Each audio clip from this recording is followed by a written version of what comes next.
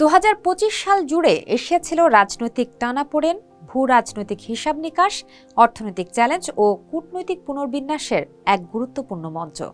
উল্লেখযোগ্য ঘটনার মধ্যে ভারতে বিমান বিধ্বস্ত, ভারত বাংলাদেশ সম্পর্ক, পাকিস্তানের রাজনৈতিক অস্থিরতা ও আফগানিস্তানকে ঘিরে নিরাপত্তা উদ্বেগ আলোচনার কেন্দ্রবিন্দুতে ছিল।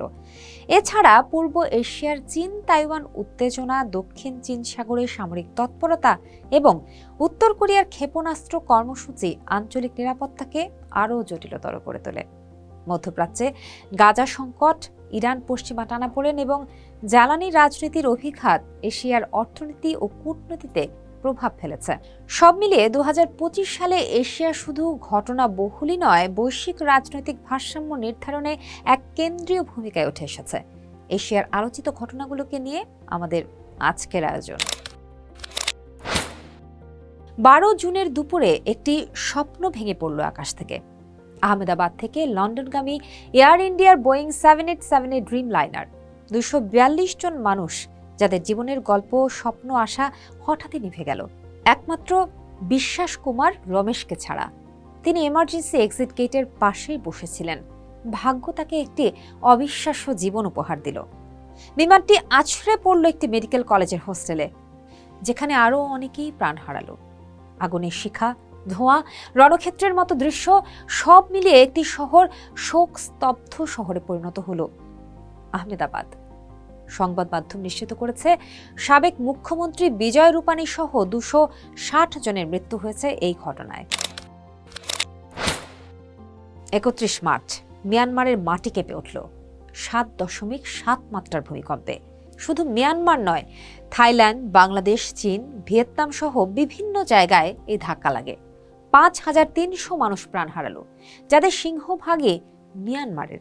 দেশটিতে বহুদিন ধরেই গৃহযুদ্ধ চলছিল, ফলে ক্ষতিগ্রস্ত এলাকাগুলোতে ত্রাণ পাঠানোর পাশাপাশি কাজ করতে খুবই সমস্যায় পড়তে হয় উদ্ধারকর্মীদের। অনেক জায়গায় ত্রাণকর্মীরা যেতেই পারেননি। স্থানীয়ভাবে চেষ্টা করা হয় দুর্গতদের সাহায্য সহযোগিতা করার।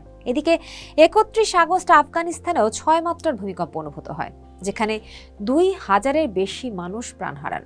যুদ্ধ বিধ্বস্ত এবং অর্থনীতির করুণ দশার মধ্যে দেশটিতে ঘটা এই ভূকম্পন ছিল আরেকটি বড় আঘাত। বছর শুরুর কয়েক মাসের মধ্যেই এশিয়ার দুটি পারমাণবিক শক্তিধর দেশ ভারত ও পাকিস্তান যুদ্ধে জড়িয়ে পড়ে।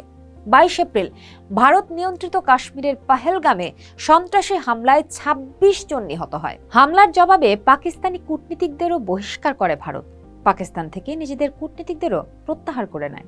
পাকিস্তানের সাথে ভিসা পরিষেবা বন্ধ করে দেয় ভারত এবং সিন্ধু পানি চুক্তি স্থগিত করে দিল্লি।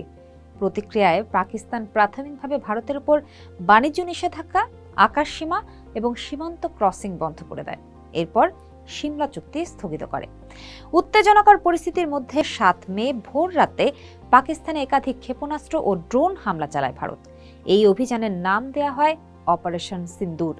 ভারত দাবি করে সন্ত্রাসবাদ বিরোধী অভিযান হিসেবে পাকিস্তানের মূল ভূখণ্ড ও পাকিস্তান অধ্যুষিত কাশ্মীরের 9টি শহরে মোট 24টি হামলা চালানো হয়েছে। ভারত আরও দাবি করে জঙ্গি গোষ্ঠী জৈশ-ই-মোহাম্মদ এবং লস্কর-ই-তৈয়বাকে লক্ষ্য করে এই হামলা চালানো হয়েছে। আর পাকিস্তান জানায় ভারতীয় হামলায় মসজিদ সহ বেসামরিক এলাকা লক্ষ্যবস্তু করা হয়েছে। এতে 31 জন পাকিস্তানির প্রাণহানি ঘটে।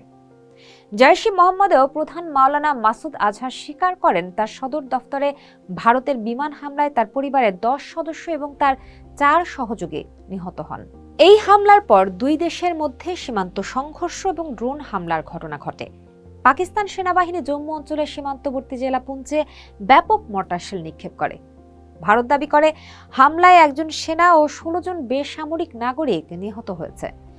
10 মে পাকিস্তান বেশ কয়েকটি ভারতীয় সামরিক ঘাঁটি লক্ষ্য করে অভিযান শুরু করে, যার নাম দেওয়া হয় অপারেশন বুনিয়ান ও মারসুস। ভারত ও পাকিস্তান সামরিক স্থাপনা লক্ষ্য করে অপারেশন সিন্দুর অব্যাহত রাখে। এই সংঘর্ষ দেশ দুটির মধ্যে প্রথম ড্রোন যুদ্ধের সূচনা করে। 4 দিনের রক্তক্ষয়ী সংঘর্ষের পর যুক্তরাষ্ট্রের হস্তক্ষেপে যুদ্ধবিরতিতে সম্মত হয় ভারত ও পাকিস্তান, যা 10 মে বিকেল 5টা থেকে কার্যকর হয়। যুদ্ধ থামলেও দুই দেশের সামরিক খাতে ক্ষয়ক্ষতি নিয়ে ধোঁয়াশা রয়েই গেছে।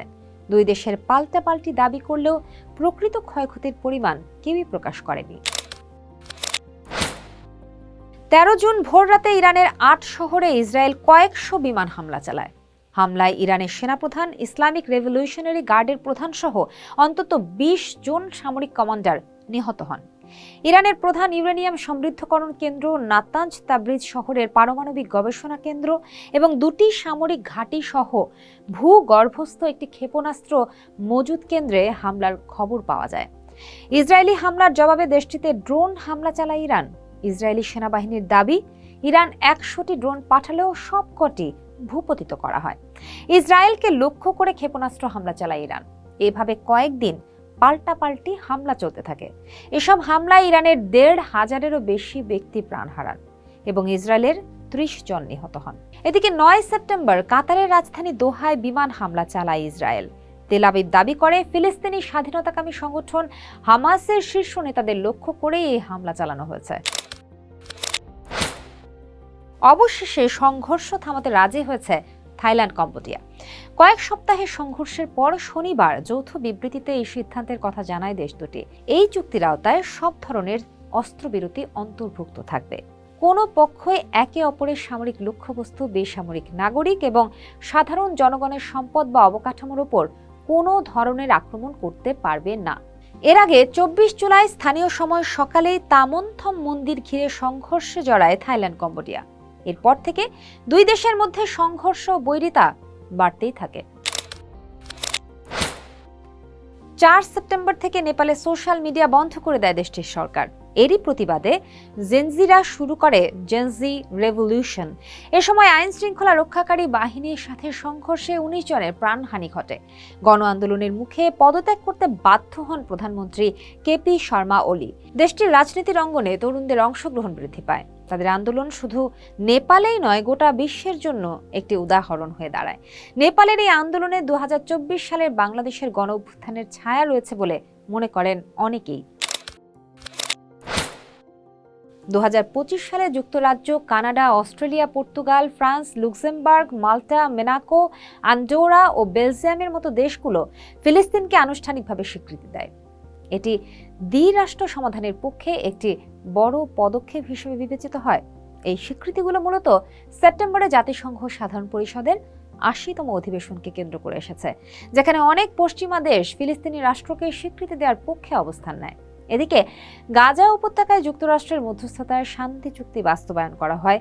2 বছরের সংঘর্ষের পর ইসরায়েল ও হামাস অক্টোবরে যুদ্ধবিরতির জন্য সম্মত হয়। বছরের শেষ পর্যায়ে এসে যুক্তরাষ্ট্রের কংগ্রেসে বার্ষিক প্রতিবেদন জমা দিয়েছে দেশটির প্রতিরক্ষা মন্ত্রণালয়। এতে বলা হয়েছে, চীন ভারতের অরুণাচল প্রদেশকে নিজেদের সঙ্গে যুক্ত করতে চায়। এই আকাঙ্ক্ষাকে চীনা নেতাদের মূল লক্ষ্য হিসেবে অভিহিত করেছে তারা। অরুণাচল ছাড়াও তাইওয়ান ও দক্ষিণ চীন সাগরের প্রায় পুরো অংশ নিজেদের সম্পূর্ণ নিয়ন্ত্রণ আরোপ করতে চায় চীন। চীনের লক্ষ্য হল 2049 সালের মধ্যে চীনা জাতির মহান পুনর্জাগরণ অর্জন করা। আর এই মহান পুনর্জাগরণের মধ্যে ভারতের অরুণাচল, তাইওয়ান এবং দক্ষিণ চীন সাগর নিয়ন্ত্রিত নিতে চায় বেইজিং। গত 31 অগস্ট থেকে 1 সেপ্টেম্বর 2025 পর্যন্ত চীনের তিয়ানজিনে অনুষ্ঠিত হয়েছিল সাংহাই কোঅপারেশন অর্গানাইজেশন সম্মেলন। এরই মাধ্যমে নিজেদের ন্যাটোর বিপরীতে একটি বিকল্প ভূ রাজনৈতিক শক্তি হিসেবে তুলে ধরার চেষ্টা করেছে চীন, রাশিয়া ও ভারত। চীন ও রাশিয়ার নেতৃত্বে গড়ে ওঠা এই জোটে বর্তমানে ভারত, পাকিস্তান, ইরান সহ ইউরেশিয়ার গুরুত্বপূর্ণ রাষ্ট্রগুলো যুক্ত। ন্যাটো যেখানে সামরিক জোট হিসেবে পরিচিত, সেখানে এসসিও নিজেকে নিরাপত্তা, অর্থনীতি ও রাজনৈতিক সমন্বয়ের একটি বিস্তৃত প্ল্যাটফর্ম হিসেবে উপস্থাপন করছে। ইউক্রেন যুদ্ধ ও পশ্চিমা নিষেধাজ্ঞার প্রেক্ষাপটে রাশিয়া এবং চীনের জন্য এসসিও আরও তাৎপর্যপূর্ণ হয়ে উঠেছে। জোটভুক্ত দেশগুলো ডলার নির্ভরতা কমানো, জ্বালানি সহযোগিতা এবং আঞ্চলিক বাণিজ্য বাড়ানোর উপর জোর দিয়েছে। তবে এসসিওর ভেতরেই রয়েছে গুরুতর চ্যালেঞ্জ। বিশেষ করে ভারত চীন বিরোধ এই জোটের ঐক্যকে প্রশ্নের মুখে ফেলেছে। একদিকে চীন এসসিওকে কৌশলগত প্রভাব বিস্তারের হাতিয়ার হিসেবে দেখতে চায়, অন্যদিকে ভারত এটিকে ভারসাম্য রক্ষার কূটনৈতিক মঞ্চ হিসেবে ব্যবহার করছে। পাকিস্তান ও ইরানের অংশগ্রহণও জোটের অভ্যন্তরীণ সমীকরণকে জটিল করেছে। পাকিস্তান ও আফগানিস্তানের মধ্যকার সম্পর্ক আগের মতো আর ভালো নেই। দেশ দুটির মধ্যে সংঘাত মূলত সীমান্ত কেন্দ্রিক মনে হলেও এর গভীরে রয়েছে জঙ্গি তৎপরতা, ঐতিহাসিক বিরোধ ও পারস্পরিক অবিশ্বাস। 2021 সালে আফগানিস্তানে তালেবান ক্ষমতা দখলের পর থেকেই এই উত্তেজনা বাড়তে থাকে। পরিস্থিতি চরমে পৌঁছায় 2025 সালের অক্টোবরে, যখন পাকিস্তান আফগানিস্তানের ভেতরে তেহরিকে তালিবান পাকিস্তান টিটিপি এর ঘাঁটি লক্ষ্য করে বিমান হামলা চালানো হয়। এর জবাবে আফগান তালেবান পাকিস্তানের সীমান্ত চৌকিতে পাল্টা হামলা করে, যা পরবর্তীতে সবচেয়ে ভয়াবহ সংঘাতের রূপ নেয়। এই সংঘাতের প্রধান কারণগুলোর মধ্যে রয়েছে পাকিস্তান টিটিপি এর ক্রমবর্ধমান হামলা, ডুরাল লাইন নিয়ে দীর্ঘদিনের সীমান্ত বিরোধ এবং দুই দেশের মধ্যে গভীর আস্থার সংকট। পাকিস্তান অভিযোগ করে আফগান ভূখণ্ড থেকে তাদের বিরুদ্ধে সন্ত্রাসী কার্যক্রম চালাচ্ছে, যা কাবুল অস্বীকার করে। অক্টোবরে এক সপ্তাহের রক্তক্ষয়ী লড়াইয়ের পর কাতারের মধ্যস্থতায় সাময়িক যুদ্ধবিরতি কার্যকর হলেও সীমান্তে উত্তেজনা পুরোপুরি কাটেনি। বিশ্লেষকদের মতে এই সংঘাত শুধু দ্বিপাক্ষিক নয়, বরং দক্ষিণ এশিয়ার নিরাপত্তা ও ভূ রাজনৈতিক স্থিতিশীলতার জন্যও একটি বড় চ্যালেঞ্জ হয়ে উঠেছে।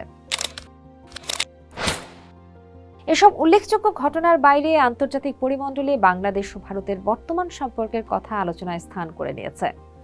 বিশেষ করে 2024-এর 5 আগস্টের পর দুই দেশের সম্পর্ক আগের মতো আর নেই, যা এই অঞ্চলের ভূ রাজনীতিতে বেশ প্রভাব ফেলেছে। বিশেষ করে সাবেক প্রধানমন্ত্রী শেখ হাসিনার ভারতে আশ্রয় নেওয়া এবং সেখান থেকে বাংলাদেশের বর্তমান সরকার নিয়ে তার বক্তব্য দু দেশের শীর্ষ পর্যায়ের মধ্যে দূরত্ব তৈরি করেছে।